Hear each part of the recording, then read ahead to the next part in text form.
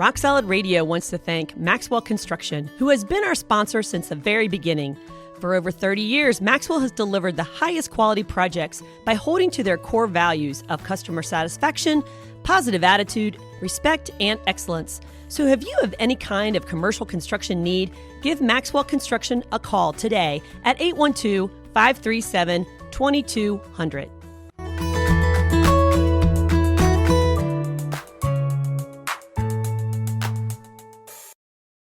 Welcome to Rock Solid Radio. I'm Linda Hutchinson, the Executive Director of Rock Solid Radio, and I am here with my husband, Merle.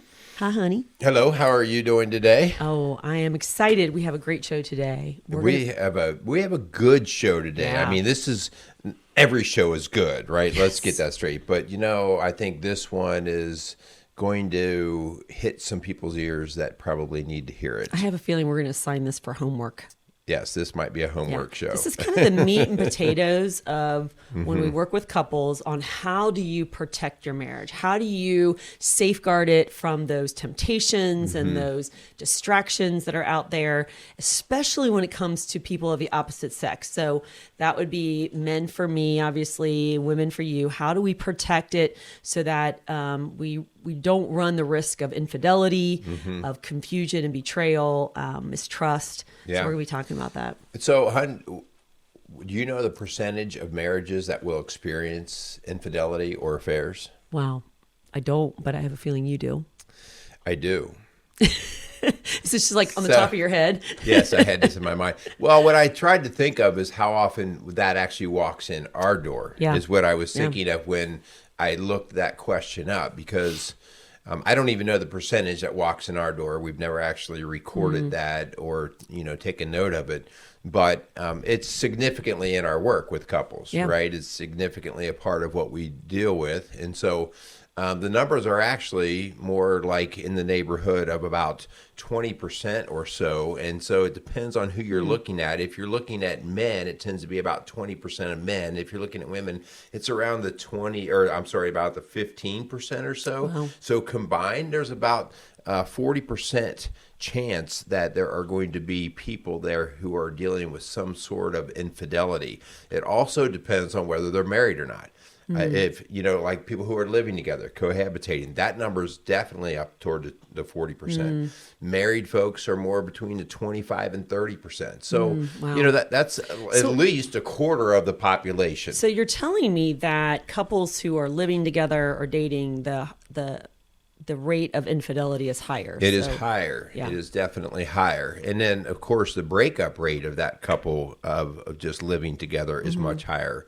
So the regular breakup rate is around, we always say they're around that 50% mark. And for those couples who are just cohabitating, that's up around 75 to 80% breakup rate. So again, all of these variables play in, but part of our show here is talking about the idea of, well, how do we protect that? And in this particular case, how do we protect the relationship and keep those affairs from happening? Yeah, and there's so much temptation out there. The world is telling us so many different things.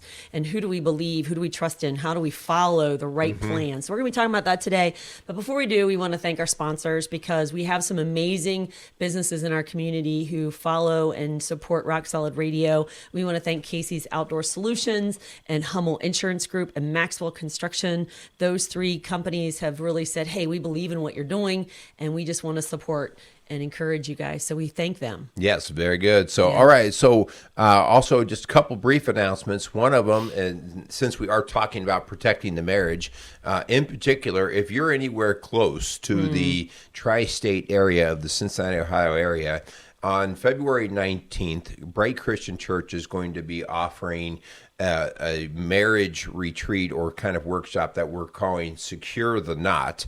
And we're going to be talking about these kinds of things. And so this is a chance to one up the interest and just the investment on your part. It's not true one-on-one counseling, but it's a little bit more, immediate in terms of, it's right in front of our face. We're hearing this.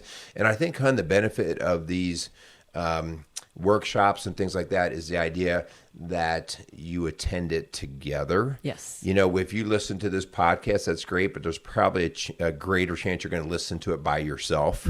But when you Hope get not. Hope you'll listen to it with your spouse. But when you get husband and wife attending a workshop, they both hear the same message. So then they kind of have to digest that together and process it. Yeah, and so it's a full day. It's like a 9 to 5. I think we open the doors at 8:30. 8:30ish, yeah. But our goal is to give you some time to be intentional about conversation and about direction, vision for your family and your life together, and some work that you want to do, and things you want to put in place to protect your marriage. Because we all are about really helping a marriage not just to survive, but to thrive. So Bright Christian, brightcc.org is how you is their website. Register for that event. Again, it's Saturday, February 19th. It's just a one-day event.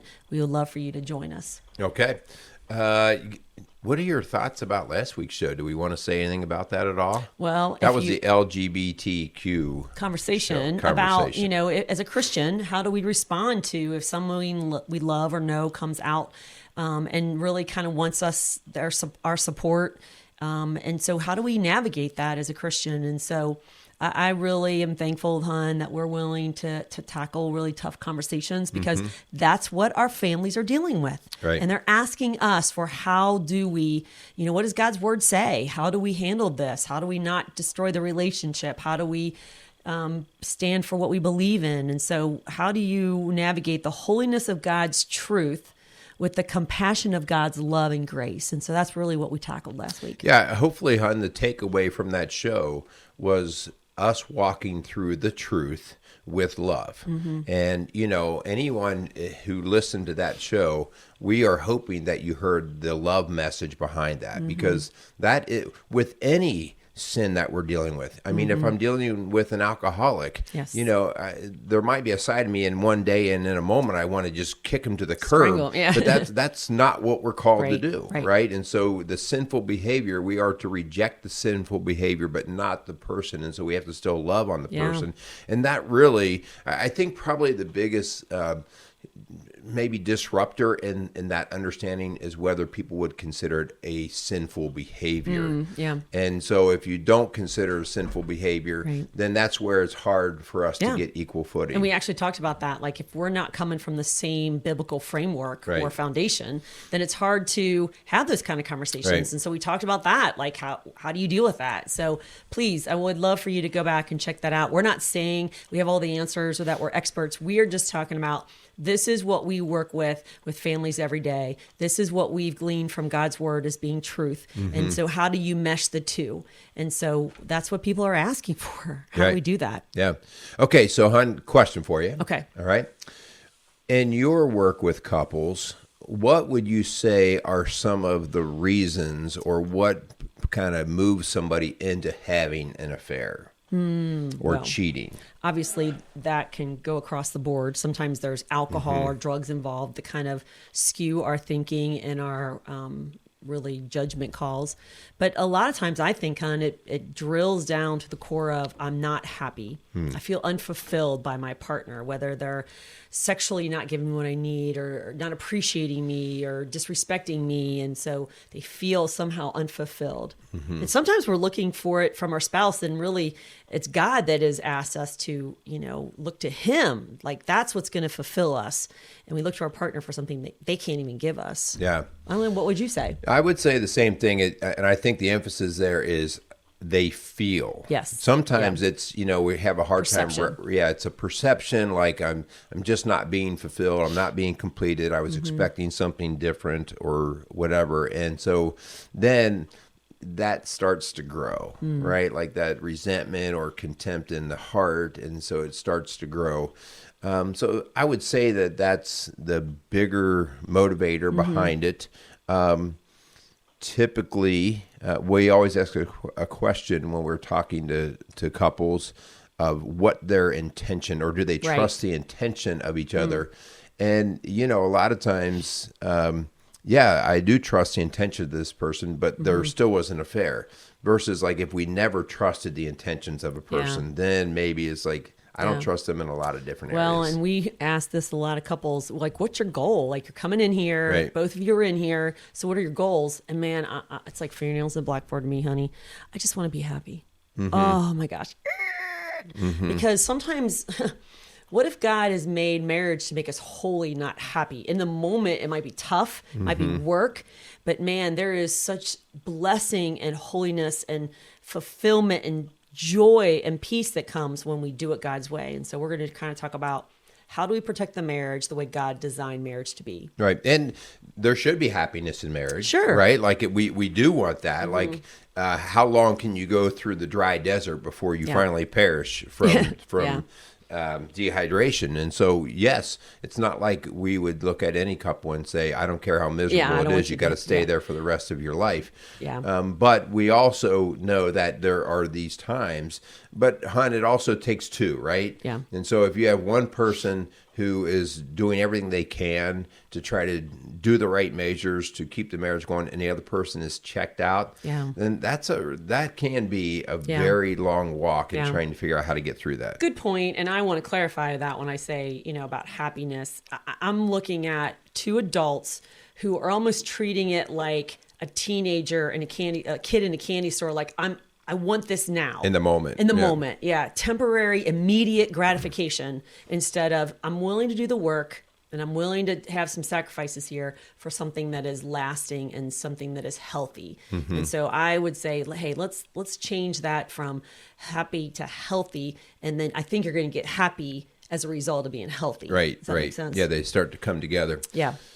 Another question for you. Man, like, what have you been Googling all this stuff? Yeah, and so well, you're like, I'm a pretty sharp cookie. So obviously you can look up statistics on this, but do you and do we see success at bringing a marriage back together after infidelity? Like, are you telling me there's a chance here? Yeah. What's the percentage rate of being able to pull that marriage back together? well, if you Googled it, 60 to 80% of them survive. But really, it's like, what's the quality of the relationship afterwards? And I would say that your marriage can be better after infidelity. I'm not saying you should go out and have an affair to have a better marriage. Right. I am saying, though, that if you're willing to do the work, maybe this was the wake-up call. This was the defining moment. This was the red flag. And that you're willing to do the work and make the changes, I think that you can have a marriage even better than before. Yeah, well, that's really a cool thing because what you see is marriages were kind of struggling, and then an affair took place. Yeah. So it was kind of on a low end. Then it went deep into the valley with the affair, and then they came and they got help, and you went all the way back, kind of to like, let's learn to relove the right way, and then they experienced something that maybe I mean, I've had couples that say we've never felt this good. Okay, and so actually, like you said, hon, it's not just a marriage surviving. Now it's finally they're on the same page and they're thriving. Yeah. And so, maybe one of you's come to this understanding before the other that something is off, that I'm not feeling connected. I don't think this is healthy. And you ask for help and the other one's like, I think we're fine. Please listen to them as being serious. Like, even if you think they're fine, obviously your partner doesn't. And so if you don't be prudent in that, then you're missing out on really the red flag of something needs to change because your partner's saying they're crying out for help. Yeah. Speaking of prudent, there's a verse that I believe speaks to this, that we're going to kind of go down the road with healthy boundaries because, and it doesn't even have anything to do with marriage, but I think it does fall in the marriage category. It says, the prudent see danger and they take refuge, but the simple keep going and pay the penalty. Or in other words, and this is Proverbs 27:12, a prudent person foresees danger and takes precautions. The simpleton... I've been called a simpleton before, honey. Is that a derogatory statement? It's not a flattering compliment. You simpleton.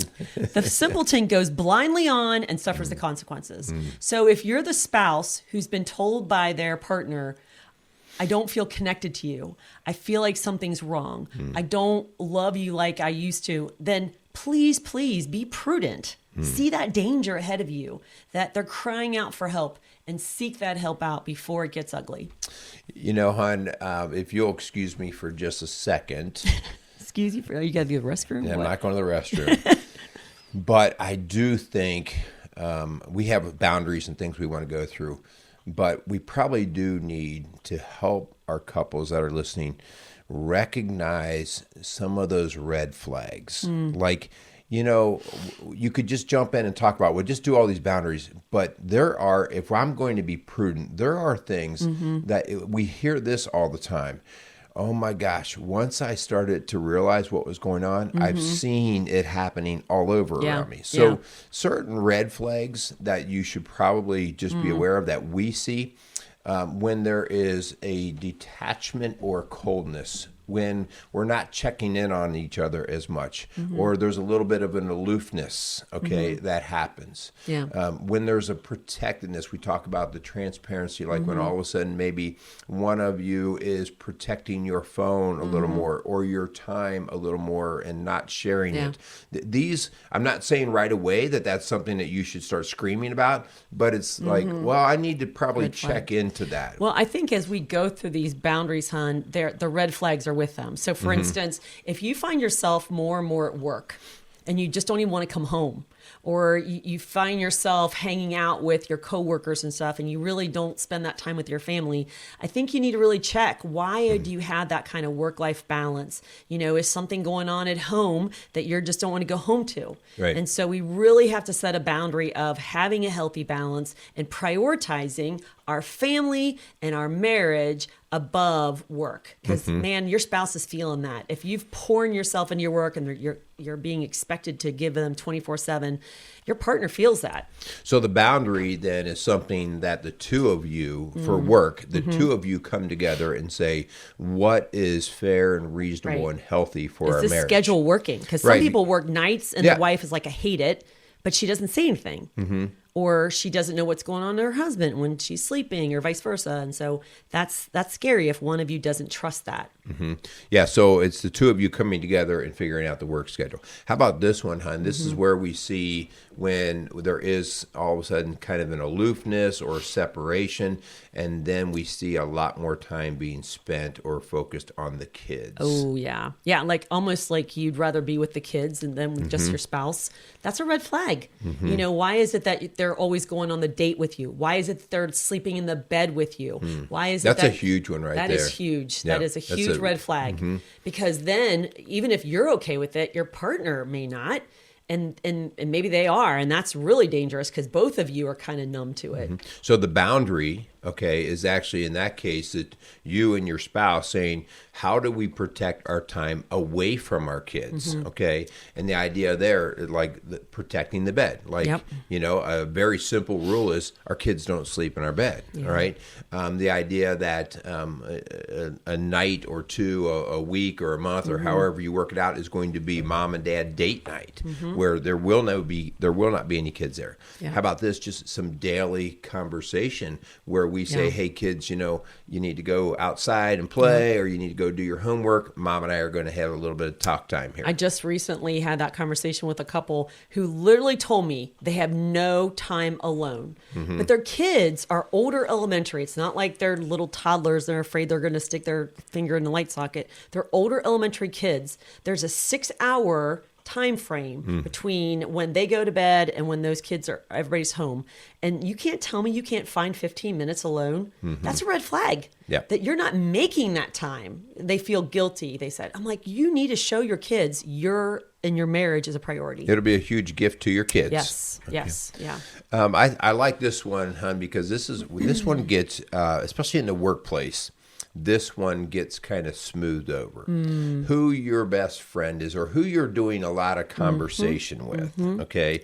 And especially when we talk about this in the case of cross gender, like here I'm a man, and at work I tend to talk more to the women or a particular woman. Or, let's say, I've had this before where a couple will be in my office and they'll be talking about challenges and they'll be like, well, my best friend said, and the best friend is of the opposite sex. Well, we grew up together. Right. We used to live across the street. Yeah, you don't understand. Oh, there's nothing coming between us. Okay, well, you may think that right now, but that other person may not. And the first time your partner upsets you or you feel disconnected from your partner and you run emotionally to that best friend, all bets are off. So that's a red flag. If you're looking at your partner and saying that someone else of the opposite sex is their best friend, your best friend, that's a red flag and it needs a boundary. Yeah. So the boundary in that case is, and this is one of our general boundaries, Mm-hmm.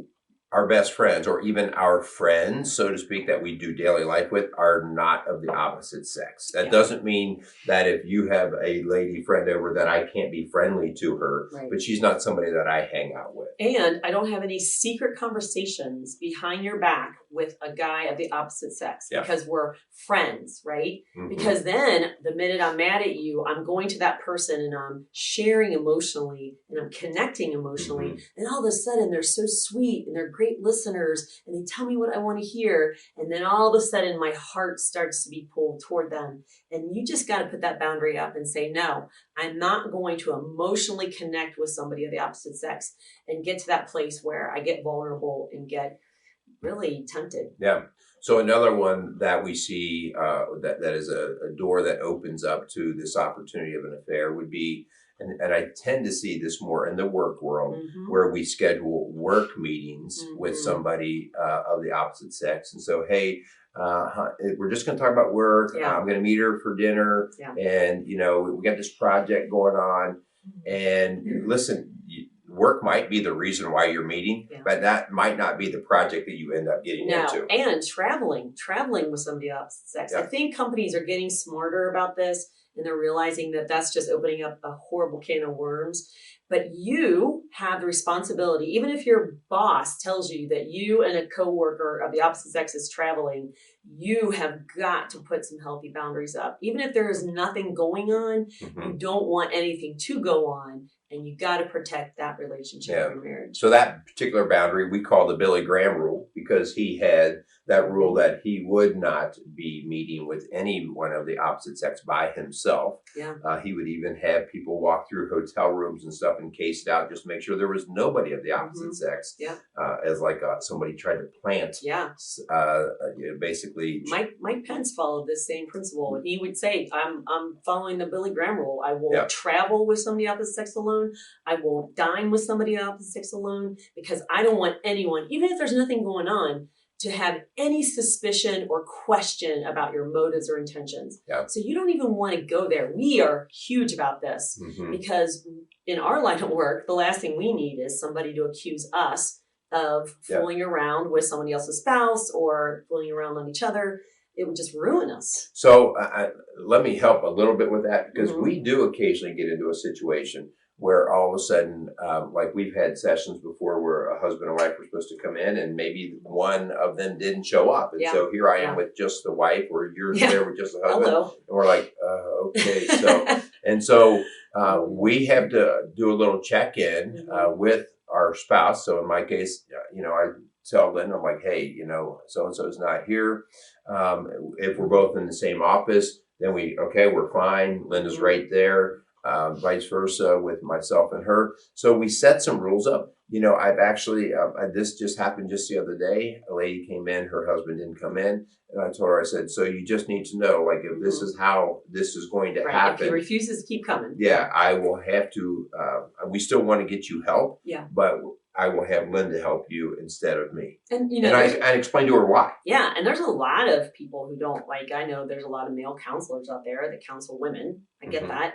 We just have decided that that's not the healthiest, especially like me working with teenage boys or you working with teenage girls. It doesn't happen. We just set ourselves up for all kinds of accusations, and we just don't need to go there. So can I even just say there, like the accusation can ruin your career. Oh yeah. You don't have to be guilty. You could just be the accusation that creates enough dirt on you that makes things very difficult. And we've seen that. You've seen that. I'm mm-hmm. sure listening. If you're listening. You've seen it on the radio or seen it on TV of somebody. Mm-hmm. And people would say, oh, that's sexist. They actually said that about Mike Pence. Mm-hmm. They were saying, oh, you're so discriminating against. You don't trust women. And he's like, no, I'm safeguarding my marriage and my career by not putting myself in those positions. And mm-hmm. that's how we look at it. Yeah.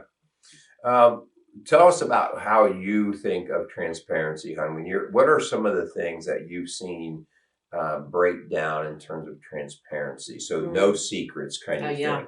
I just heard this just today. The best secret for a healthy marriage is no secrets. Mm-hmm. And, we believe we've made a commitment that there was nothing that I'm going to hide from my husband, that Mm-hmm. I'm doing or saying or who I'm with that I can't tell you about. Now, obviously, your birthday, your Christmas present, something like that. Some. But Occasionally I do sneak some snacks and stuff that you don't want me to get into. So I will tell you, I'm not totally forthcoming. no, I find your peanut Yeah. M&M wrappers in the truck. I'm like, somebody's He's been went to Home sneaking more Depot. candy. It is so funny. They're right. You cannot get out of Home It Depot. is so funny. Your Home Depot receipt has your Diet Coke, your Coke Zero, and your. Hey, you can't do a project without a little nutrition. Oh my gosh! Yeah, but and again, let's just, as we talk about this, all right, there are going to be times when I'll say, call each other out, where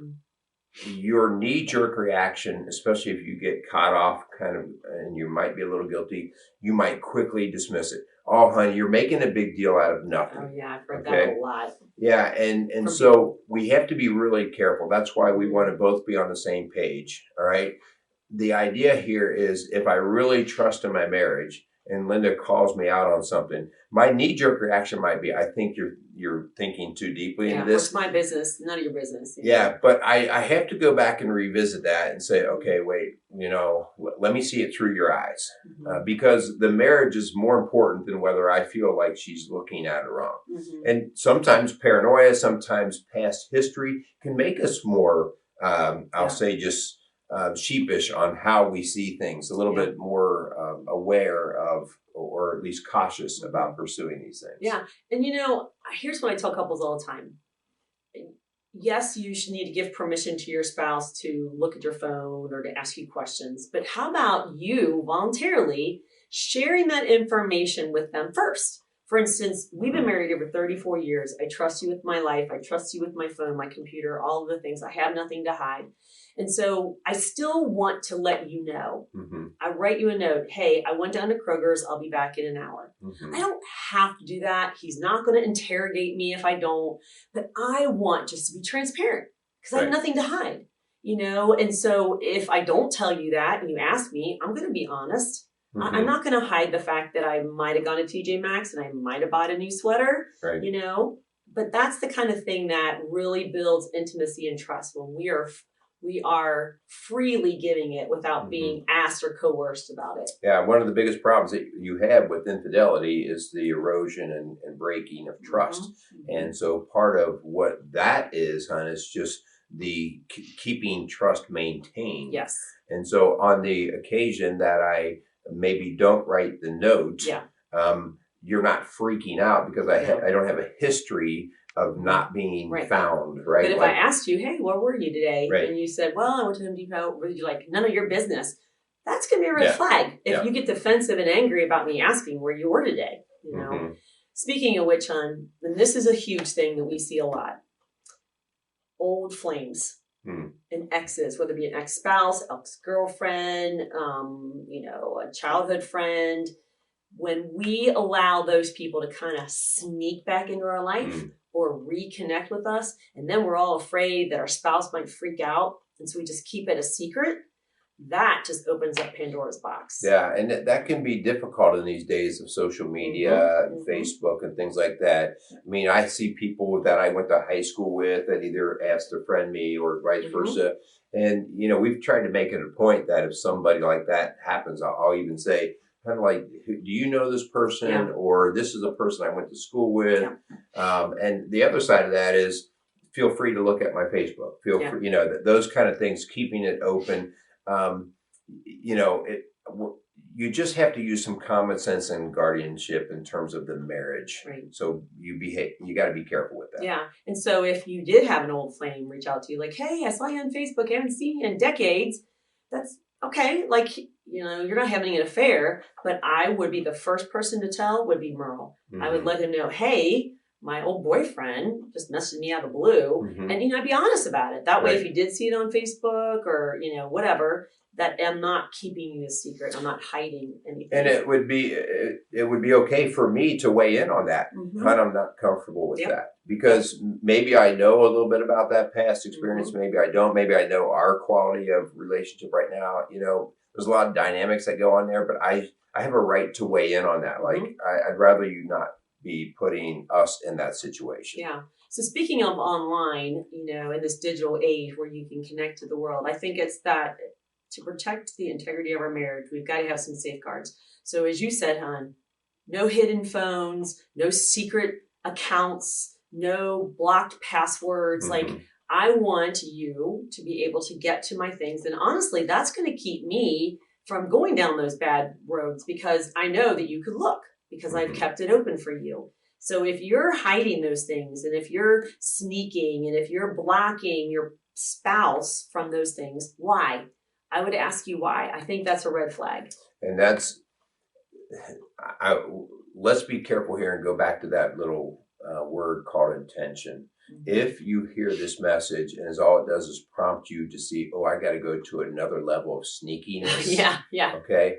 Then we have a bad intention problem. And intention is really, if I can't trust intentions, then we've got to go all the way back to the drawing board on building trust again. Why are we in the marriage? Okay, so I'm going to speak to the women out here who really have created more of a problem by the way they've approached this, okay? They have become so attacking and so defensive and so ugly, and they're like looking for every little thing that's why the spouse will say, because I've heard this many times, that's why I've blocked them, because they get so out of control. They get so crazy. And so they think that, if I friended a guy that asked to be my friend, who is that?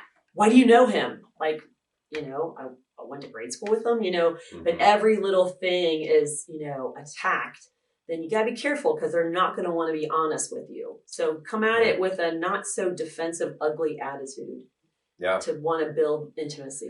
All of these cases can be very individual, so we just have to be careful. But I think if we keep the line of communication open and the intentions are good, we want to really protect and trust in each other. So again, if you need help with these kinds of things, or if you've experienced a level of infidelity or an affair in your relationship, one thing I think that's important that we take away from this message is it doesn't have to mean the end of your marriage. No. Okay, it doesn't. It oftentimes is the end of the marriage, but it doesn't have to be that way.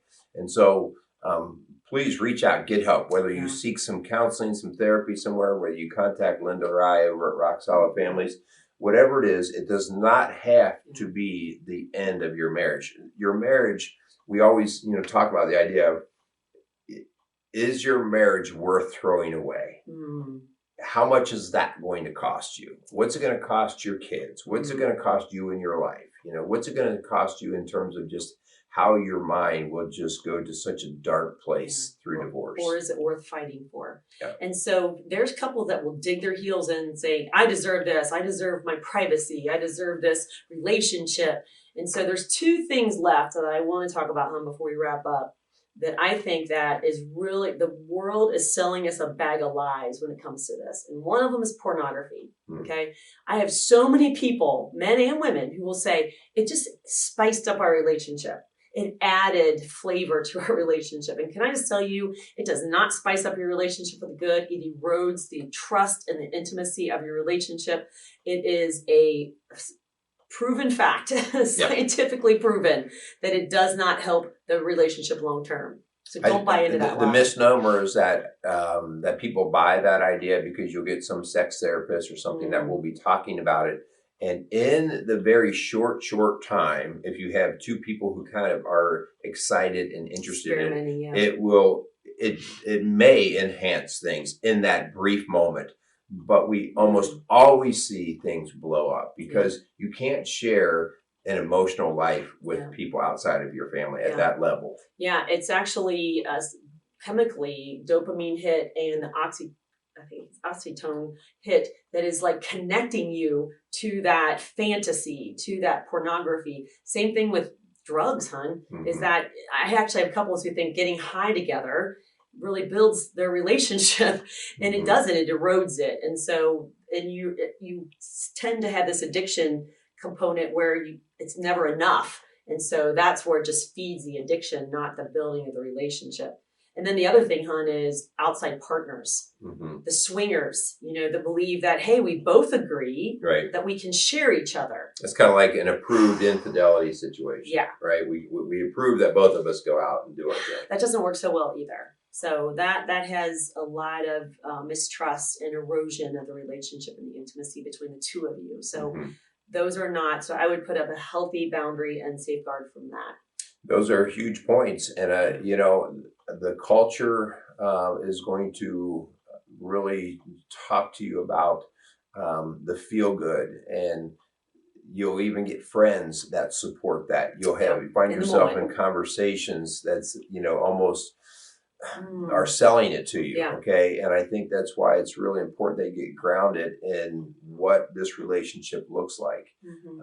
People by their nature, there's a level of jealousy, and that jealousy, there's such a thing as good jealousy, right? God is a jealous God, right? There's such a level or a certain level of good jealousy, not paranoia, like you talked about before, like I can't do anything, but that idea of like, no, I want you to me. Yeah. I want to protect this. Yes. Yeah. Yeah. So the first thing we'd ask you to do in our challenge is, before there's infidelity or accusations with your spouse, listen to the show together, sit down and write down some safeguards that you two agree on you're going to implement today. Okay. And I would write them down. That way, if there's down the road any confusion or crossing the line, you can say, hey, this is what we both agreed on back in January of 2022.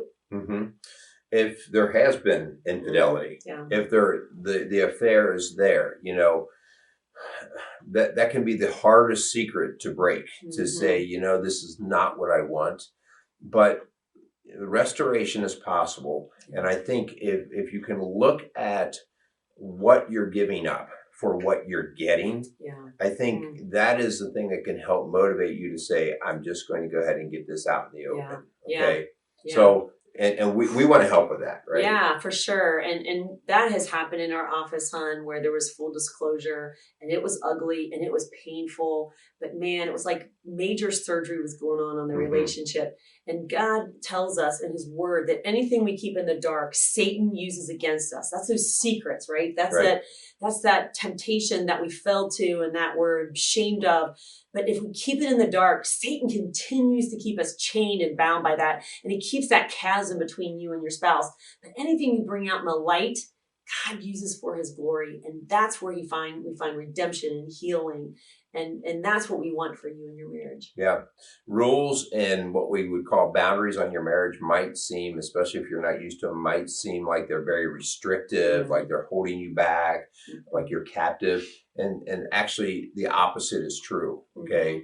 There's freedom in that. Like there's freedom. Linda and I can experience freedom in all the other parts of our life because of the level of trust and stability that we have with each other. So we don't have to wonder what is going on at the core of what we live every day. We've got that part down. And so we can go and live a life of freedom in so many other ways, the adventures, the exploration of life. And so don't get bogged down. Yes, when you first start boundaries, like when you first have to kind of lay your phone out there, it might feel like, oh, I'm being watched by Big Brother. But eventually, those things are just how we roll. Yeah. And I would say once you decide what your boundaries are, then please tell somebody else. Tell a family member, tell a friend, tell your adult children what you two have decided you're going to do. That brings some accountability there. And also some encouragement. And by the way, you model for your family and friends what healthy looks like.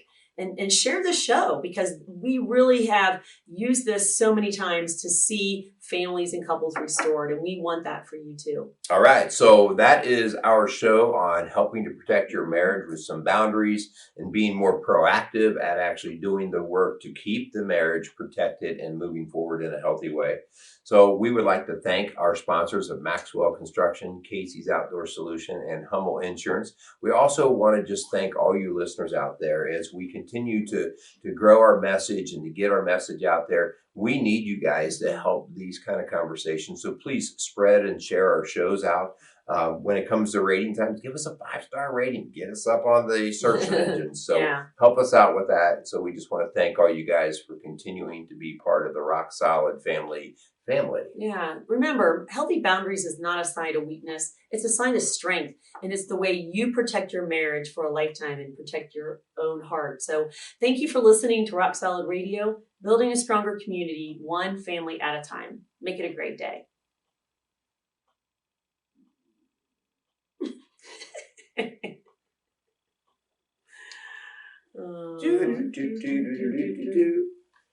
All right, we're here early for your appointment with a funeral and so on. We just drove here in case you're free earlier. Oh gosh. Oh, that's wild. I'm actually running 20 minutes late.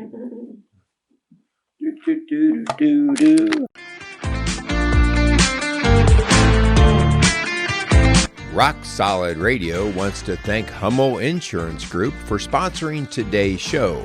Hummel Insurance Group now owns and operates 7 different offices located throughout the tri-state area.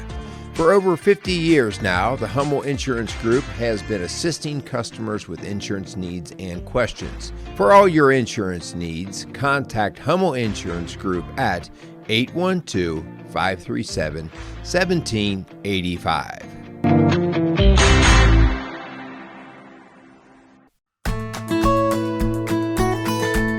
Rock Solid Radio wants to thank Casey's Outdoor Solutions.